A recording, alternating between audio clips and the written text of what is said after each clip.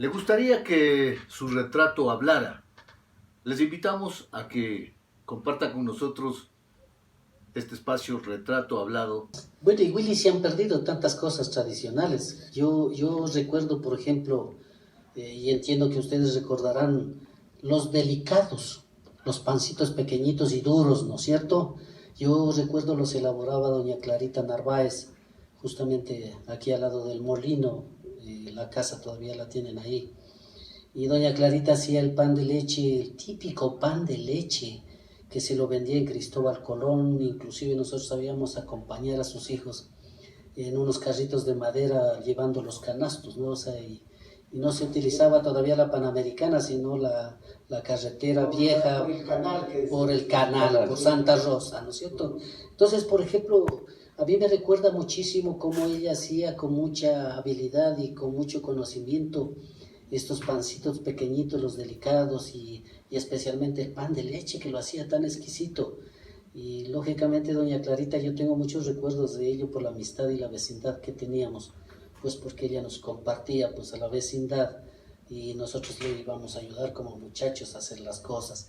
Y de aquí desprende alguna cosa personalmente que me trae a la memoria. Por ejemplo, cuando doña Clarita, o lo conocimos a su esposo, a don Luis Villarreal, sí, don Luis Villarreal venía de la Rusia, y lógicamente en ese entonces pues el Bermud que había aquí en el cine, en el Teatro Pío XII, y las famosas películas de Tarzán, las películas de lucha libre de Santo contra Blue Demon, ¿no? Y Santo contra Huracán Ramírez, ¿no es cierto?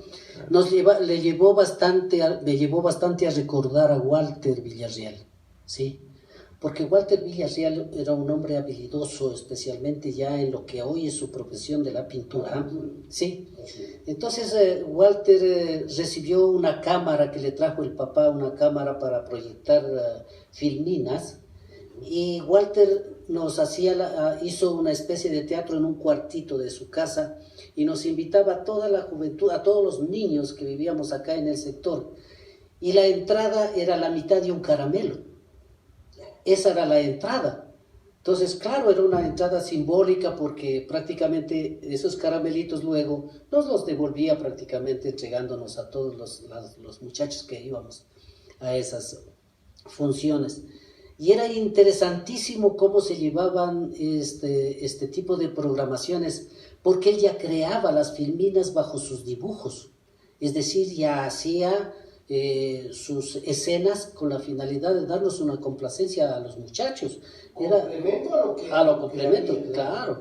Entonces era grandiosísimo y era tan hábil como artista que cuando veíamos nosotros las películas de Tarzán y los indígenas pues en dorso desnudo y tapados con un taparrabo que decimos normalmente, él nos vestía a todos los muchachos del barrio, ¿sí? Haciendo las escenas de los indígenas o de de la gente de la selva, ¿no? Y él era el Tarzán. Entonces, como había unos árboles de capulí en su propiedad, ¿no? Tenía construido la casa de Tarzán y de todo, y nos llevaba a nosotros, pues. Es decir, era fantástico y genial la concurrencia de la muchachada, porque no solamente se convivía eso, él tenía un ring para remedar a Santo Blue Demon, él mismo hacía las máscaras, se dedicaba a hacer todo ese tipo de cosas. Habilidoso, de sobremanera, por eso me cabe tomarle el nombre a este muchacho. Y en definitiva, nos llevaba a hacer todas las situaciones que, como anécdota, una ocasión llegaba el papá y pretendía esconderse para que no lo hablara en la casa de Tarzán, aparentemente en la casa del árbol.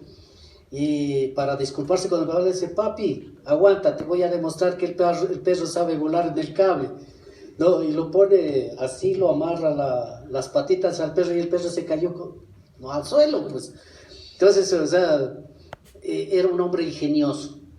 Y digo, bueno, el que viene de buenos padres con recuerdos, pues caramba, se lo hace todo, porque yo quisiera recordar, no sé, cuando el tiempo de las mingas, la gente llevaba personajes olvidados en la historia.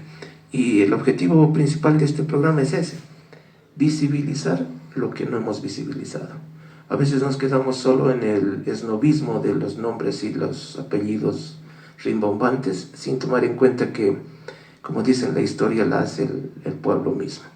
Y ojalá, después de esta maratón de barrios, comiencen a visibilizarse nombres nuevos. En este programa hemos visto algunos nombres nuevos.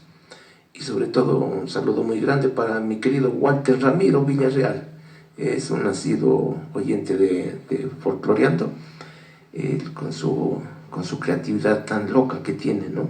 Sigue con el proyecto de 04 Televisión, ahorita en Quito. Es un pintor que rompe esquemas. Fue el primero en traer acá a San Gabriel el primer videoclub, ¿no? Así Cuando aparecía el Betamax, y aquí todavía él creo que se trajo unas 5 películas, y esas 5 películas andaban por todo San Gabriel alquiladas. Y se hizo un videoclub que después fue uno de los más grandes de la provincia. Inclusive incursionó en la música con los Géminis.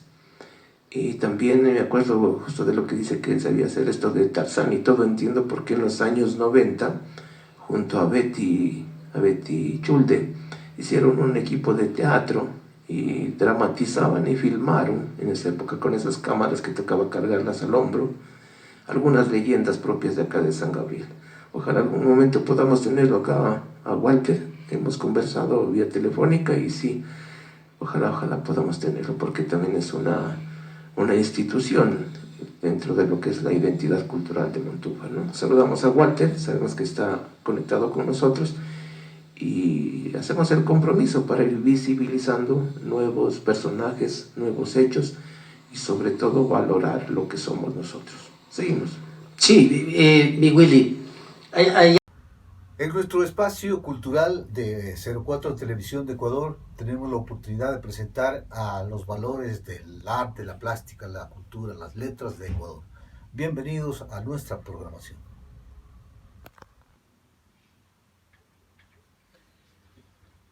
¿Le gustaría que su retrato hablara?